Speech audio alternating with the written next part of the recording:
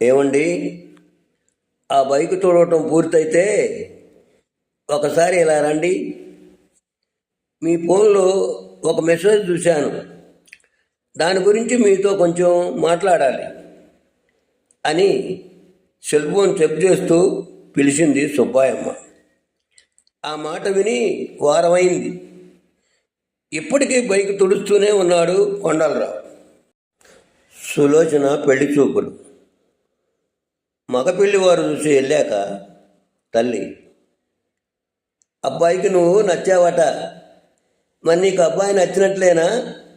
సులోచన, మంచి ఉద్యోగం, ఆస్తి కూడా ఉంది, కానీ పళ్ళు ఎత్తుగా ఉన్నాయే కదమ్మా.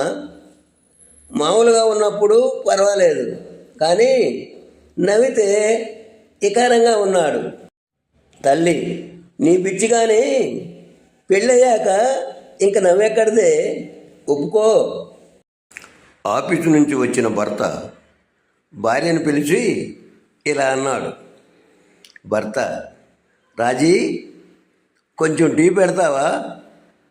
నాకు తలనొప్పిగా ఉంది. భార్య, నేను పెట్టనండి, నా గొంతు నొప్పిగా ఉంది, మీరే పెట్టుకోండి. భర్త, సరే, ఒక పని చేద్దాం, నాకు తలనొప్పి కాబట్టి నా తల నువ్వు నొక్కు, నీకు గొంతు నొప్పి కాబట్టి నేను నీ గొంతు నొక్కుతాను.